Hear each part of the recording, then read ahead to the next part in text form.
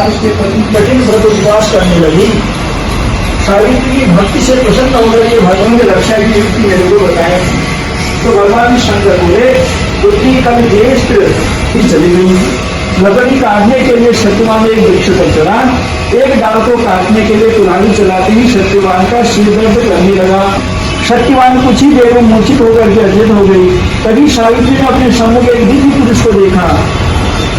उस दिव्य पुरुष को देखकर सावित्री ने पूछा आप कौन हैं? उसने उत्तर समाप्त हो चुकी है, मैं उसके प्राण लेने आया हूँ। अपनी बात समाप्त कर यमराज ने सावित्री की गोद में अचेत पड़े सत्यवान के प्राण लेकर के वहां से प्रस्थान किया। सावित्री भी यमराज के पीछे पीछे चल पड़ी। यमराज ने सावित्री को अपने पीछे आपने इसके बार बार मना किया, पर सावित्री नहीं मानी। जब वो यमराज के पीछे चलती बहुत दूर आ गई तो उससे अपना पीछा छुड़ाने का विचार किया। यमराज ने बोले कि अपने पति को प्राण दान देने के अतिरिक्त कोई अन्य 3 वरदान आप मुझे मांग लो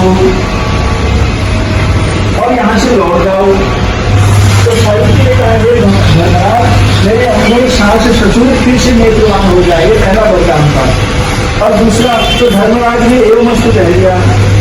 पुनः दूसरा वरदान मांगा मेरे सास ससुर का खोया हुआ राज्य पुनः लौट जाए, प्राप्त हो जाए। तो धर्मराज ने उसे भी स्वीकार किया। और तीसरा वरदान मांगा कि हे भगवान मैं पुत्रवती हो जाऊं। तो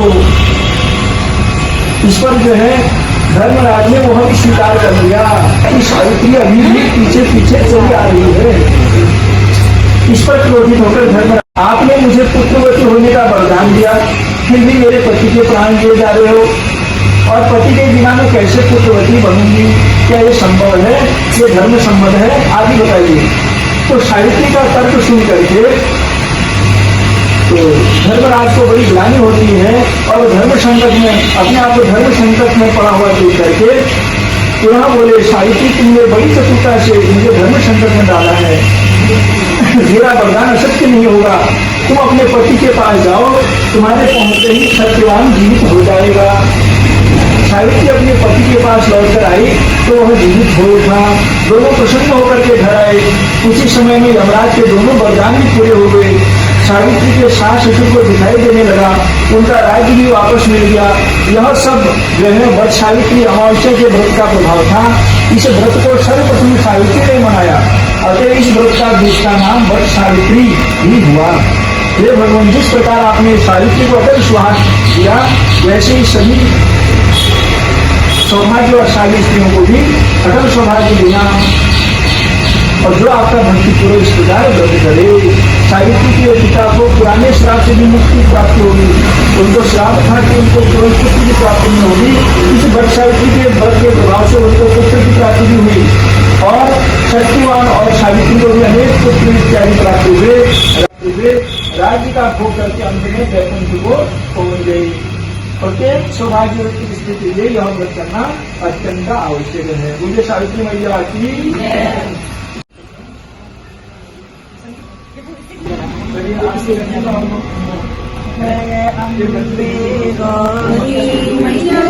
श्यामा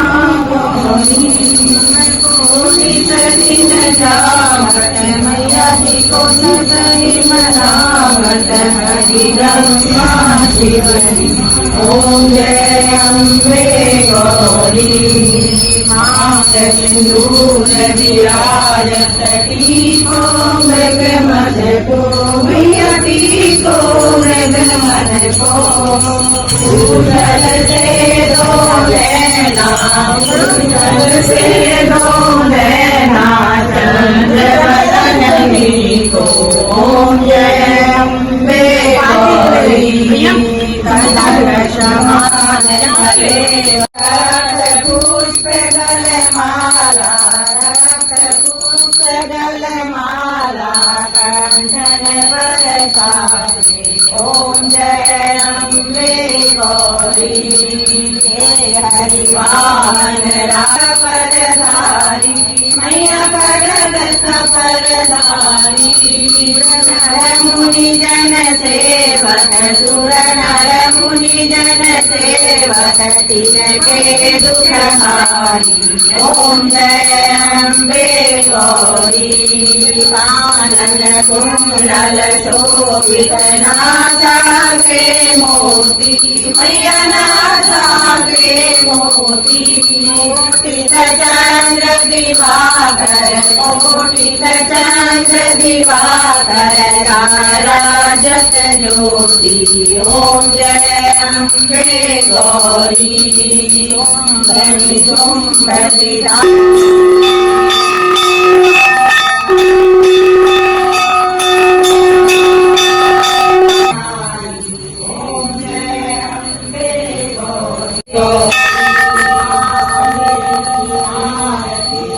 कोई नर गावे मैया प्रेम सहित गावे आनंद स्वामी हर स्वामी मनवांचित फल पावे ओम जय अम्बे गौरी